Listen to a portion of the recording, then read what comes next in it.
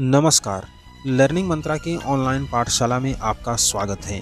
आइए विभिन्न समाचार पत्रों में प्रकाशित उन खबरों पर नज़र डालते हैं जिनका सीधा सरोकार आपसे है। आगे बढ़ने से पहले एक महत्वपूर्ण सूचना जो कि प्रतियोगी छात्र मोर्चा के जरिए जारी की गई है। उत्तर प्रदेश के सभी नौजवान बेरोजगार भाइयों बहनों से अपील है कि LTGIC, प्रवक्ता GIC, खंड शिक्षा अधिकारी और LTGIC 2018 की तृतीय अवशेष श्रेष्ठता सूची और उत्तर प्रदेश शिक्षा सेवा चयन आयोग के अस्थायी अध्यक्ष की नियुक्ति को लेकर प्रतियोगी छात्र मोर्चा के सदस्यों द्वारा एक ज्ञापन पूर्व कैबिनेट मंत्री माननीय सिद्धार्थनाथ सिंह जी के आवास पर देने का कार्यक्रम सुनिश्चित किया गया है। कार्यक्रम की तारीख आज यानी 12 अगस्त है। समय 11 बजे पहुंचना है और पता है राजापुर हनुमान मंदिर निकट डॉक्टर कार्तिकेय शर्मा। आप सभी प्रतियोगी छात्र भाइयों बहनों को अधिक से अधिक संख्या में इकट्ठा होना है ताकि हम अपनी बात को पुरजोर तरीके से रख सकें। प्रतियोगी छात्र मोर्चा के प्रदेश अध्यक्ष विक्की खान ने यह अपील की है। साथियों, आप सभी को ज़्यादा से ज़्यादा संख्या में पहुंचना है क्योंकि हमारी संख्या ही हमारी ताकत है। अगली सूचना DLED परीक्षा से है। DLED परीक्षा के दौरान शनिवार को 2 प्रशिक्षुओं के हाथ पर प्रश्नों के उत्तर लिखे मिलने पर सख्ती की गई है। सचिव परीक्षा नियामक प्राधिकारी अनिल भूषण चतुर्वेदी ने सभी डाइट के प्राचार्यों और जिला विद्यालय निरीक्षकों को निर्देशित किया है कि सोमवार से 262 केंद्रों पर प्रस्तावित DLED पूर्व में BTC के विभिन्न बैच के तृतीय सेमेस्टर की परीक्षा के दौरान परीक्षा शुरू होने के 20 मिनट पूर्व केंद्र का गेट हर हाल में बंद कर दिया जाए। 10 अगस्त के पत्र में सचिव ने लिखा है कि 10 बजे परीक्षा शुरू होने से 20 मिनट पूर्व तक सभी परीक्षार्थी केंद्र में अवश्य पहुंच जाएं। अगली सूचना उत्तर प्रदेश लोक सेवा आयोग से है। प्रदेश के होम्योपैथी मेडिकल कॉलेज को 56 प्रवक्ता मिले हैं। प्रदेश के राजकीय होम्योपैथी मेडिकल कॉलेज के लिए आयोग से 56 प्रवक्ता मिल गए हैं। इन प्रवक्ताओं के आने से होम्योपैथी विभाग ने राहत की सांस ली है क्योंकि अगस्त के अंतिम सप्ताह में आयुष काउंसलिंग शुरू होने वाली है। प्रदेश में 9 राजकीय मेडिकल कॉलेज हैं। इन कॉलेजों में संकाय सदस्यों के करीब 110 पद खाली हैं। ऐसे में हर साल काउंसलिंग से पहले संविदा के आधार पर होम्योपैथिक चिकित्सकों की तैनाती की जाती है। इस वर्ष उत्तर प्रदेश लोक सेवा आयोग की ओर से चयनित 56 प्रवक्ताओं की सूची विभाग को भेज दी गई है। इन प्रवक्ताओं की नियुक्ति से विभाग ने राहत की सांस ली है क्योंकि अगस्त माह के अंत में दाखिले के लिए काउंसलिंग शुरू होने वाली है। इससे पहले होम्योपैथी कॉलेजों को मान्यता देने के संबंध में केंद्रीय टीम दौरा करेगी। इन प्रवक्ताओं को मिलने से संकाय सदस्यों की कमी कुछ हद तक पूरी हो जाएगी। अगली सूचना अनुदेशकों के नियमितीकरण पर आश्वासन से संबंधित है। परिषदीय उच्च प्राथमिक और कंपोजिट विद्यालयों में कार्यरत 25,223 अंशकालिक अनुदेशकों के नियमितीकरण की मांग पर एक बार फिर बेसिक शिक्षा विभाग के अधिकारियों ने आश्वासन का मरहम लगाया है। 7 अगस्त को लखनऊ में हुई उच्च स्तरीय बैठक में अनुदेशकों के प्रतिनिधियों ने मांग रखी थी कि अनुदेशक 2013 से लगातार अध्यापनरत हैं और अधिकांश की उम्र 40 साल पार कर गई है। रोजी रोटी का विकल्प नहीं है, इसलिए राष्ट्रीय शिक्षा नीति 2020 के अनुसार नियमित किया जाए।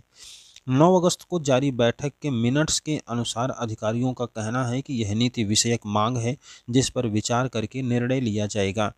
प्रतिमाह 9,000 रुपये मानदेय पर कार्यरत अनुदेशकों ने नियमितीकरण होने तक 11 महीने की बजाय 12 महीने समान कार्य के लिए समान वेतन लागू करने का अनुरोध किया है। इस पर भी अधिकारियों ने मानदेय वृद्धि और 12 महीने के मानदेय पर विचार विमर्श के बाद निर्णय लेने का भरोसा दिलाया। नवीनीकरण में शोषण के आरोपों पर समय से नवीनीकरण करने और स्वतः नवीनीकरण के लिए अन्य विभागों में विद्यमान व्यवस्था का परीक्षण कर कार्यवाही करने का आश्वासन दिया है। अनुदेशकों को आयुष्मान योजना में शामिल करने, EPF की गारंटी देने और स्कूलों में न्यूनतम 100 छात्रों की शर्त में छूट और अवकाश संबंधी मांग पर विचार करने का भरोसा दिलाया है। आपको बता दें कि मृतक आश्रितों के समायोजन के लिए भी प्रस्ताव मांगा गया है। बेसिक शिक्षा विभाग के कार्यालयों और परिषदीय स्कूलों में चतुर्थ श्रेणी के पद पर कार्यरत उच्च शिक्षित मृतक आश्रितों को योग्यता के अनुरूप तृतीय श्रेणी के पदों पर समायोजित करने की मांग पर महानिदेशक स्कूल शिक्षा से तत्काल आख्या उपलब्ध कराने के निर्देश दिए हैं। 16 जुलाई को आयोजित अफसरों की बैठक में प्रतिनिधियों ने अपनी मांगें रखी थी।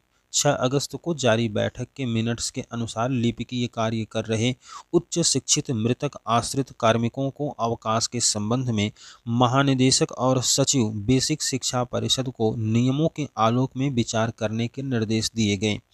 भविष्य में चतुर्थ श्रेणी के पद पर मृतक आश्रितों की नियुक्ति के समय ही वांछित जिले में तैनाती और वर्तमान में कार्यरत मृतक आश्रित शिक्षणेतर कर्मचारियों को भी अंत जनपदीय स्थानांतरण के लिए प्रस्ताव उपलब्ध कराने के निर्देश दिए गए हैं।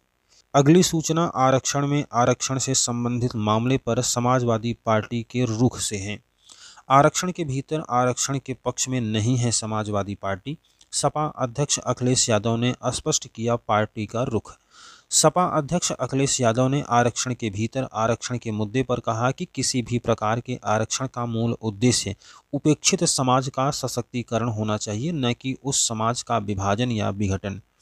ऐसा करने से आरक्षण के मूल सिद्धांत की अवहेलना होती है। अखिलेश का यह बयान सुप्रीम कोर्ट के आरक्षण के भीतर आरक्षण लागू करने के फैसले पर सपा का रुख माना जा रहा है। अखिलेश यादव ने बयान जारी कर कहा कि पीढ़ियों से चले आ रहे भेदभाव और गैर बराबरी की खाई चंद पीढ़ियों में आए परिवर्तनों से नहीं पाटी जा सकती। आरक्षण शोषित वंचित समाज को सशक्त करने का संवैधानिक मार्ग है और इसी से बदलाव आएगा। उन्होंने कहा कि पीढ़ियों के लिए संविधान संजीवनी है तो आरक्षण प्राणवायु, इसके प्रावधानों में बदलाव की आवश्यकता नहीं है। अगली सूचना में देखेंगे गोरखपुर विश्वविद्यालय को नेचर इंडेक्स में प्रदेश में पहला स्थान मिला है।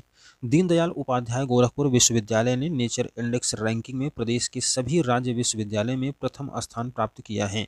उच्च शिक्षा मंत्री योगेंद्र उपाध्याय ने विश्वविद्यालय के कुलपति, सभी शिक्षकों, छात्रों और कर्मचारियों को इस उपलब्धि के लिए बधाई दी और उनके निरंतर प्रयासों की सराहना की। उन्होंने कहा यह सफलता प्रदेश में उच्च शिक्षा के क्षेत्र में एक नया मानदंड स्थापित करेगी।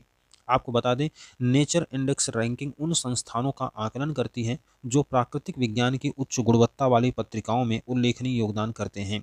रैंकिंग में दीनदयाल उपाध्याय गोरखपुर विश्वविद्यालय ने देश के सभी उच्च शिक्षा संस्थानों में 103वां और विश्वविद्यालयों की श्रेणी में 47वां स्थान हासिल किया है। अगली सूचना इलाहाबाद विश्वविद्यालय से संबंधित है। इलाहाबाद विश्वविद्यालय में स्नातक में दाखिले के लिए 6 जुलाई से ऑनलाइन पंजीकरण शुरू है। पंजीकरण की अंतिम तारीख आज यानी 12 अगस्त है। इस बार के अलग अलग पाठ्यक्रमों में प्रवेश के लिए पंजीकरण रिकॉर्ड तोड़ हुए हैं। रविवार की शाम तक 70,956 अभ्यर्थियों ने ऑनलाइन पंजीकरण किया। इसमें से 56,616 अभ्यर्थियों ने कोर्स का चयन भी कर लिया है। अगली सूचना रेलवे पर्चा लीक से संबंधित है। रेलवे भर्ती बोर्ड प्रयागराज की जनरल डिपार्टमेंट कॉम्पिटिटिव एग्जाम का पर्चा लीक कराने वाले गिरोह का नेटवर्क यूपी के साथ बिहार और राजस्थान तक फैला है।